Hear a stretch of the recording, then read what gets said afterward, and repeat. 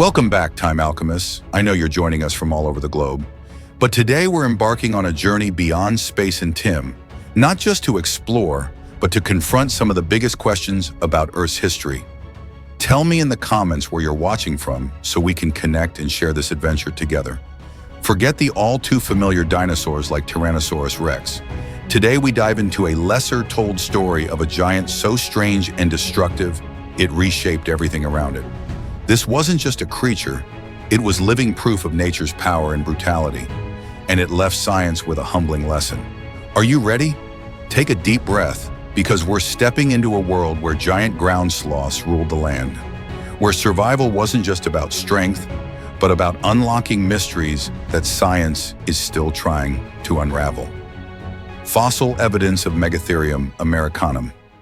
The Pleistocene epoch, stretching from about 2.5 million to nearly 12,000 years ago, is often remembered as Earth's last ice age. But instead of being just a frozen wasteland, it was a vibrant, complex web of ecosystems where giant mammals known as Megafauna thrived across continents. Among these colossal creatures, few are more iconic or puzzling than Megatherium americanum. Its name means the great beast of the Americas. Megatherium belonged to the superorder Xenarthra, a group of mammals found only in the Americas, which also includes today's tree sloths, anteaters, and armadillos. Their presence in South America, a continent isolated for millions of years, drove unique evolutionary experiments that transformed the tiny, slow-moving tree sloths we know today into ground-dwelling giants. The first discovery. The scientific journey of Megatherium began by chance. In 1787, Dominican friar and amateur naturalist Manuel de Torres unearthed massive fossilized bones along the Luján River in Argentina, then part of the Spanish viceroyalty of the Rio de la Plata. He described the find as a miracle and the providence of God. Recognizing its importance, he sent the specimens to Buenos Aires, from where they were shipped to Madrid. Eventually, the skeleton was displayed at Spain's National Museum of Natural History. In Europe, the fossils revolutionized ideas about biology and Earth's past. French naturalist Georges Cuvier, today considered the father of vertebrate paleontology, studied detailed sketches of the skeleton. Without even seeing the bones in person, Cuvier applied his principle of correlation of parts. Despite the massive size, he noticed unmistakable similarities between the skull and teeth of this animal and those of modern tree sloths. He concluded it was a giant, extinct ground sloth. In 1796, he officially named it Megatherium americanum, making it one of the first prehistoric animals ever described and classified by science. Mistakes and early controversies. But the early history of Megatherium was far from smooth.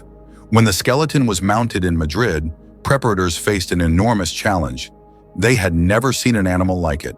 The teeth clearly showed a plant eater, yet its huge scythe-like claws looked suited for hunting. Confused, they mounted it stiffly like a giant horse standing on all fours. One worker even spliced bones together and added a mule's tail. To many, it looked like a mythological chimera, part beast, part fabrication. Meanwhile, Cuvier's publication stirred international drama. By describing Megatherium in 1796 before Spanish scientists working on the original skeleton could finish, he offended Spain's academic community. They accused him of arrogance and cited it as an example of Europe's so-called black legend against Spanish scholarship. Yet despite the resentment, Cuvier's reconstruction proved correct and laid the foundation for paleontology, showing that extinct creatures could be reconstructed with scientific precision from only partial remains. Dating methods and the wow factor. Early scientists relied mainly on stratigraphy, the study of rock layers, to estimate the age of Megatherium fossils. They were found in sediments dating from the Middle Pleistocene to the early Holocene, roughly 400,000 to 8,000 years ago. Modern science has gone much further. Radiocarbon dating, carbon-14, allowed precise age measurements, while ancient DNA analysis from bones and preserved dung helped clarify Megatherium's evolutionary relationships and ecological habits. One of the hottest debates has been about its extinction. Some scientists once believed Megatherium survived into the Holocene in parts of Argentina. But advanced accelerator mass spectrometry AMS radiocarbon dating proved otherwise, showing the species disappeared about 12,600 years ago, right around the time humans arrived in the region. To appreciate just how colossal this animal was, let's put the numbers in perspective. An adult Megatherium weighed anywhere between 5,000 and 14,000 pounds, comparable to a full-grown Asian bull elephant. Its body stretched about 20 feet from nose to tail. But the most staggering fact? When it reared up on its hind legs, a common feeding and defensive stance, it could tower over 16 to 20 feet tall. That's taller than a London double-decker bus, which is only about 14 feet high. Habitat in the Pleistocene ecosystem, Megatherium didn't live in dense forests but roamed the open grasslands of South America's pampas and scattered woodlands. Despite the Ice Age, the climate here was warm enough to support lush vegetation and abundant megafauna. It shared its world with mammoths to the north, saber-toothed cats, and many other giants from the Great American Interchange, the massive migration event when a land bridge formed between North and South America. Unlike some South American animals that were outcompeted by northern invaders, Megatherium thrived. Its enormous size meant few predators dared attack it. Its hide was reinforced with tiny bony plates called osteoderms, forming a natural suit of armor. Even saber-toothed cats likely thought twice before risking an encounter. Now imagine yourself standing on a South American plain 12,000 years ago. The morning air is cool and crisp. Sparse palms and acacias stretch across golden grasslands. Suddenly, a deep cracking sound echoes in the distance, not the wind, but something heavy breaking branches. Your breath catches. From behind a grove, a massive shadow emerges larger than any elephant you've ever seen, covered in shaggy fur. The ground trembles beneath its slow, deliberate steps. You hear leaves crunch, lungs heave, and catch the damp, musky scent of a wild giant. It stops. Rising on its hind legs, it towers over 16 feet tall, higher than the trees it's reaching for. Its thick tail braces like a pillar. One massive arm extends, revealing 3 crescent-shaped claws nearly a foot long. With steady force, it hooks a branch down, pulling leaves toward a round, toothless mouth. A long, flexible tongue flicks out, stripping foliage in a single sweep. The sight is awe-inspiring, majestic, terrifying, unforgettable. This wasn't the sluggish tree sloth we know. This was a living fortress built to rule the land. Comparing to modern animals? To truly grasp its scale, compare Megatherium to animals we know today.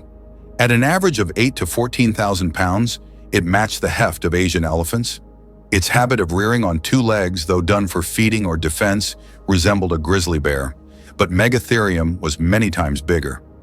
Rachel Narducci of the Florida Museum of Natural History once described them. They looked like giant grizzly bears, only 5 times the size. At full height, Megatherium even out-topped the tallest male giraffes. That made it an ecological parallel to giraffes, browsing leaves that no other herbivore could reach. It filled a niche in its ecosystem that no other animal could rival. Unconventional power and strength. Megatherium's power wasn't just about size.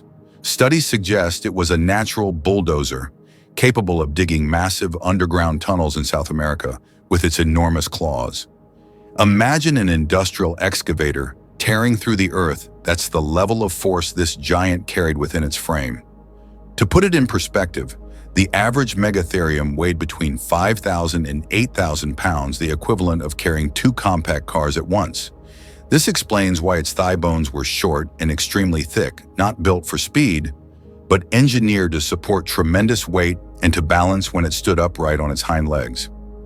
Megatherium's greatness has also made its way into popular culture, particularly in video games, where its power is often exaggerated to overpowered levels.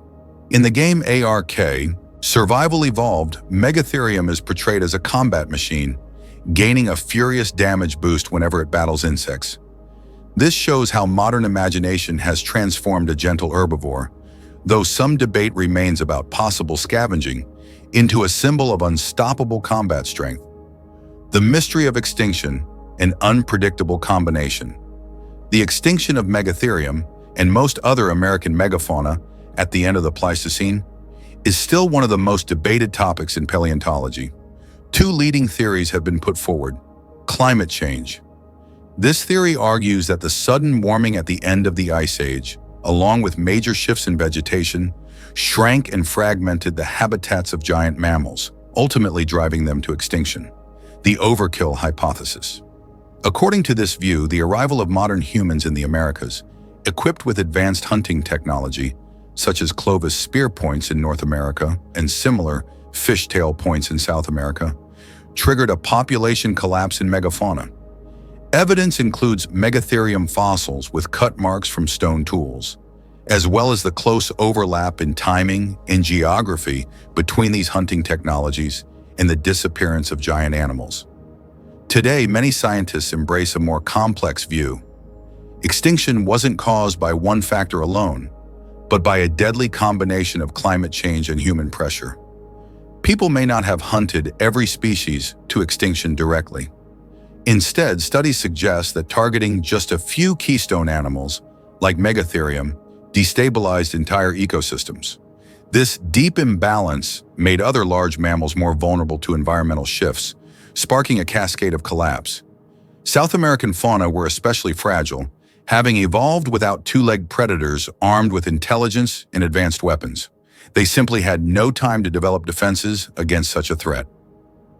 Lessons for today and the bigger questions. The story of Megatherium's extinction is a stark warning for our modern world. It proves that even the mightiest creatures seemingly invincible can vanish when environmental change collides with human impact. Today we are facing a new mass extinction crisis. Species are disappearing faster than ever before, driven largely by climate change and the destruction of habitats by human activity.